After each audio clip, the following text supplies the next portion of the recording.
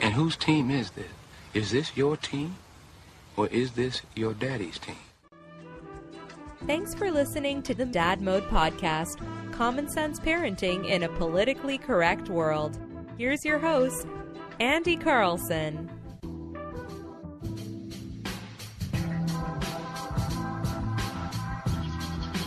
Welcome back to the Dad Mode Podcast, common sense parenting in a politically correct world. I'm your host, Andy Carlson, at Andy Carlson Show on the Twitter machine. I'm a father. I have no idea what I'm doing, but you and either they're chiefy, so let's try and learn something together today. Website is dadmodepod.com, or just tweet at us at dadmodepod, or just use the hashtag Dad Mode. Coming back in today, brand new episode presented by our friends Keeps. We'll get to them in a little bit. You want to keep more of a hair, do that up. Going through phases, and we've talked about on here before that Margaret has gone through a My Little Ponies phase, and then it went away, and then it came back with a vengeance, and it's still kind of there. It's still hovering, and I'm not gonna lie, I kind of like the ponies. Like I haven't physically sat down and actively watched a single episode, but I feel like through osmosis, I've absorbed a lot of it. And the weird thing is, she's currently on a Sophia the First kick. And if you don't know, apparently it's on Disney or something like that. We only really know from Netflix, but whatever. So we've watched through that 7 times, I want to say. It's nice background music because before Margaret came along, the wife and I, we would always go through The Office. Where when you're just at home and either you're eating dinner or you're just moving about the house, maybe you're cleaning, organizing things, maybe you're reading a book, but you just want some background noise. The Office was that for us. Also, Parks and Rec. Yeah, Parks and Rec and The Office just play all the way through. That's what Sophia the First is now. That's sort of taken over. That's what Ponies is as well to a degree. But it was kind of funny because Margaret initially was super into Sophia the First. She was down to clown with Sophia and Clover, who apparently is Wayne Brady, which makes me laugh. It's Wayne Brady, Bunny. Yeah. And then she just went off it. And then she went into the ponies phase where everything was My Little Ponies. We had to get every single pony. We had to get, all right, I can do this, Rainbow Dash and Twilight Sparkle and Pinkie Pie and Applejack. I always have to be Applejack when we play ponies. I don't know why.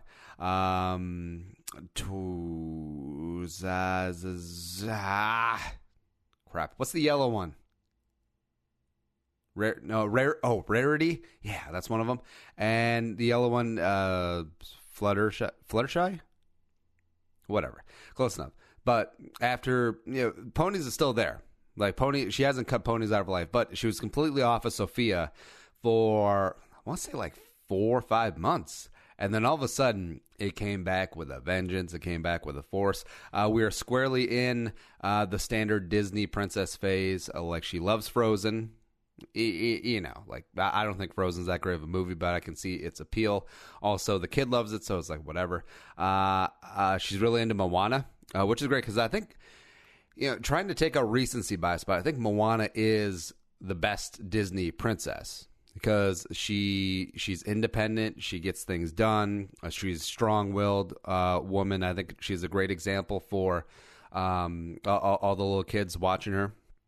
And I don't know, some of the other princesses don't really do much. Sleeping Beauty, what'd she do? Oh, she falls asleep. Ate an apple, fall asleep, taking a nap. Cinderella, she runs away, and then she gets taken care of by a bunch of dwarves. Yeah. Cool. Great example. Good thing. Cool. Yeah. I guess Belle's up there too, because she's definitely been into a little bit of the Belle thing. But back to the original point that we actually haven't even gotten to yet. Princess dresses are awesome. They're huge. I didn't know there's this there's this whole sub black market almost of Disney princess dresses. Someone, I don't even know who buys them new because they're all $25 a piece. So maybe some people do, but there is a paying it forward like black market going on, where it's on the Facebook mom groups or probably Craigslist to a degree, but it's like you can, like the wife picked up like a dozen of these dresses, and they're all right. So we had a Sophia, we had a Princess Elsa to start. I mean, that's what she was really getting into. But then the wife picked up like this 10-pack, this 12-pack of dresses for like $20, and it was phenomenal. And it was like Tiana from Princess and the Frog. What's the Princess Aurora, who I think is Sleeping Beauty, Snow White, and Ariel, which is pretty awesome. There was another Sophia. There was an Anna dress from Frozen, which is slowly becoming one of her favorite. And I think there's a Belle in there, and then there's a Cinderella one. Except it's very odd because she loves the movie Cinderella, and she loves singing Bippity Boppity Boo, and whenever she sees a mouse on TV, it's like, oh, it's Gus Gus, because the fat mouse's name is Gus, something like that. Yeah. So she loves that movie, but she won't touch the Cinderella dress. Like I'll suggest it sometimes, and then she'll be like, no, no, no, no, no, no, no, no, no, which is always kind of funny, but. It's cool, and whenever we take her out, like all like the parents and especially like mom's older ladies will stop and be like, oh, so cute, a little princess, and it is cute. I'm like objectively seeing a little kid run around in a princess dress, it's super cute. Sometimes she brings the tiara, sometimes she brings the wand, all that other good stuff, but. People don't get to see behind the curtain. They don't get to see how the sausage is made. They don't get to see how when it's bath day. And fully admit that the wife has to deal with the bathing much more than myself. Actually, like 100% more than myself. But yeah. But just trying to get the dress off. Now, kids tend to get dirty.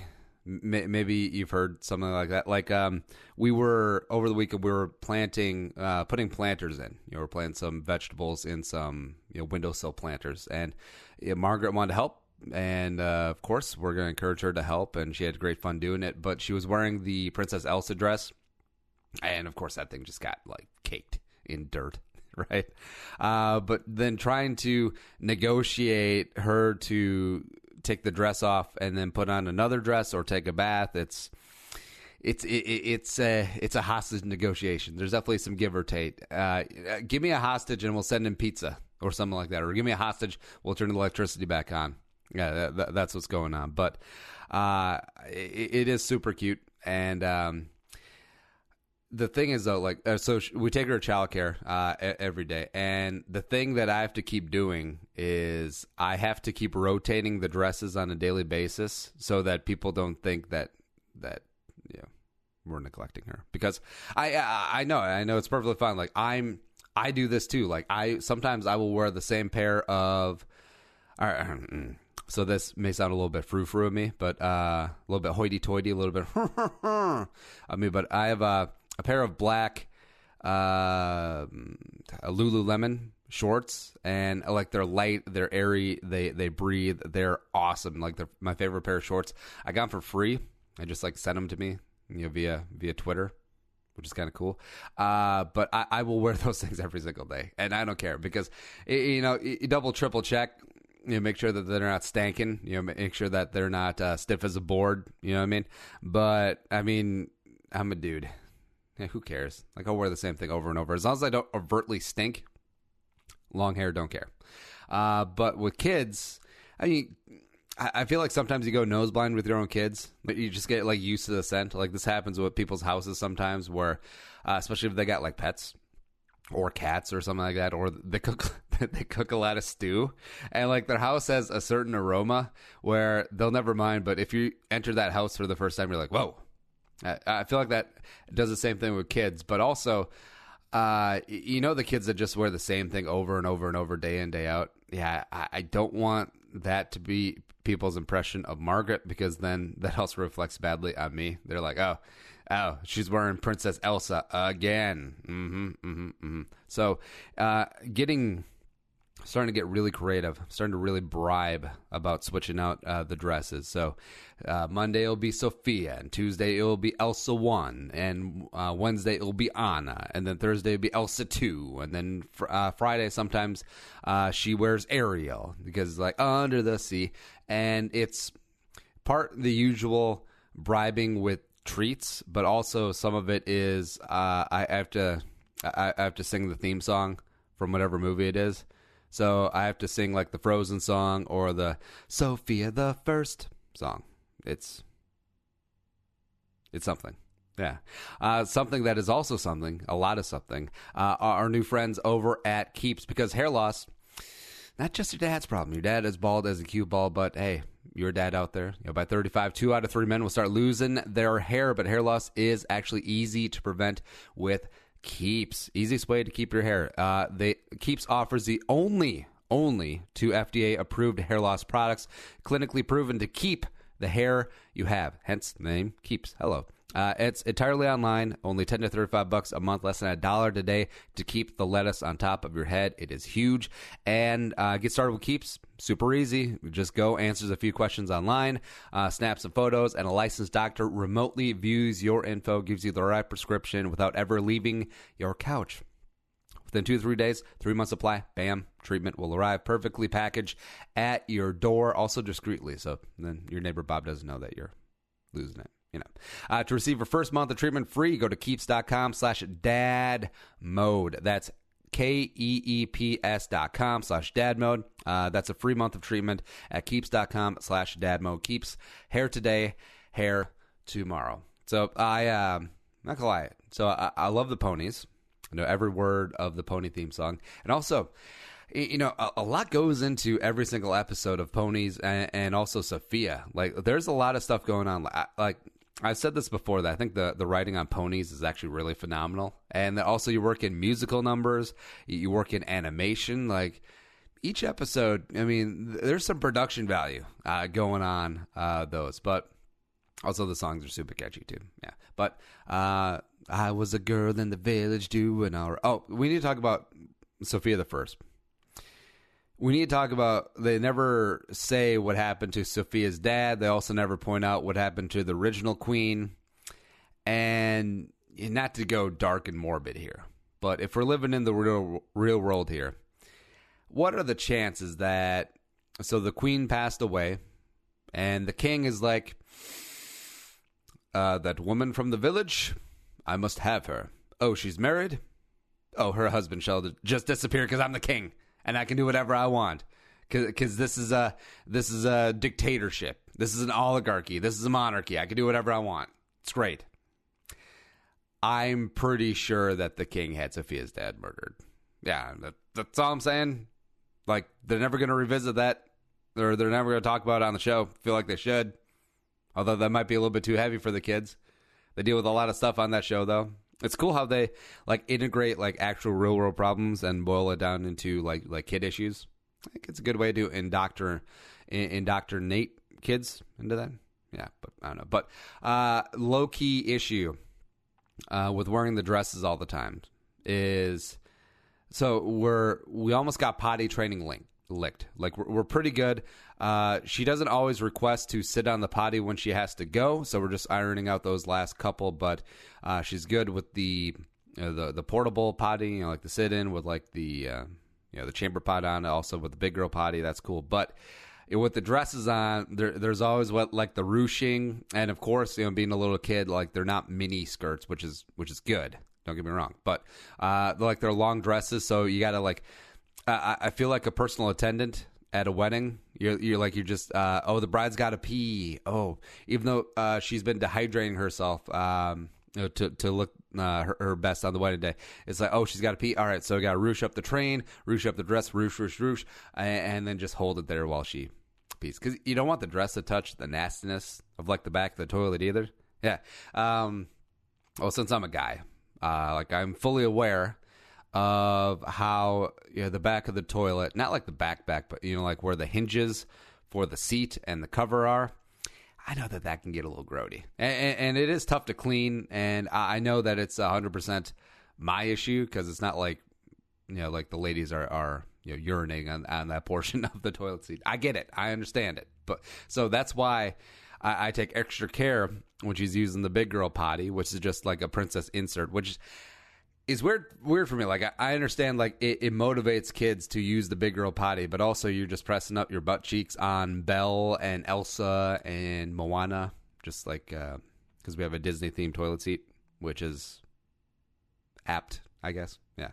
But so when we have that on, I take extra care that the back of the dress isn't, like, up against the back of the toilet, because that would just, ain't nobody got time for that. No, it's not good. But I don't know. Like, I think this is super cute. I think we'll have an issue if she doesn't grow out of the phase. Like, if she's 6 and still wearing dresses every day and, like, first, second grade, then maybe we'll have some questions. And especially, like, yeah, I know as a parent that you want to encourage your kid, but also it's like, do you? But also this is a little weird. This is a little bit outside the norms. And that's how you get like 17-year-old kids who wear princess dresses and suck their thumb still, going to high school, graduating, heading off to community college. Cool. Yeah. Sticking in line with the clothing thing. So Margaret doesn't really like change. She's kind of like me. She's quite conservative in that matter. And she loves this pair of Princess Sophia shoes. Like, they're purple, they're sparkly, they got pictures of Sophia on them, and they're awesome. All right, she loves wearing them. She sometimes demanded them to wear them during the winter. Not great snowshoes, but whatever. But the Velcro is starting to go on them, so it's hard to keep them laced. So we picked up some new shoes. Oh, new shoes. And I know what you're thinking. Like, most kids are like, oh, new shoes. Hello, let's do this. Except she was very adverse to him. He's like, no.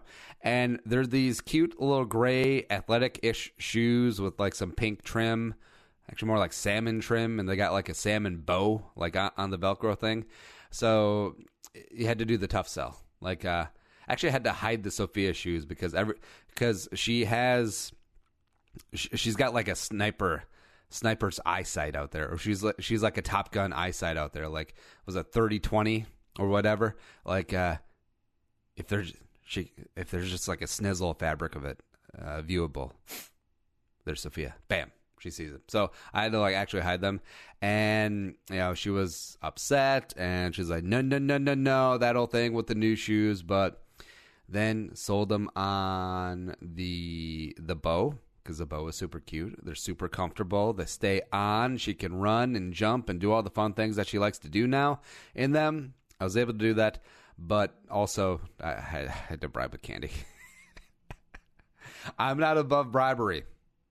But also it's not a, hey, if you do this, if you don't do this, you'll be punished. We're trying to do positive reinforcement, but also I don't want her to connect good behavior with instant rewards, whereas good behavior should be its own reward.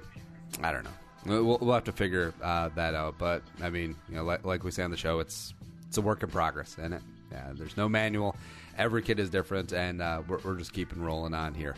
If you enjoy the show, tell a friend, spread the word. The show's available on iTunes, Stitcher, iHeartRadio. Follow the show on Twitter at DadMoPod, me and Andy Carlson Show. The website is dadmopod.com, and also give us a like on Facebook.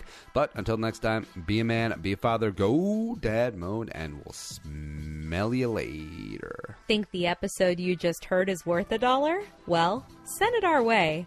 Visit dadmodepod.com/support to find out how. Be a man, be a father. Go dad mode.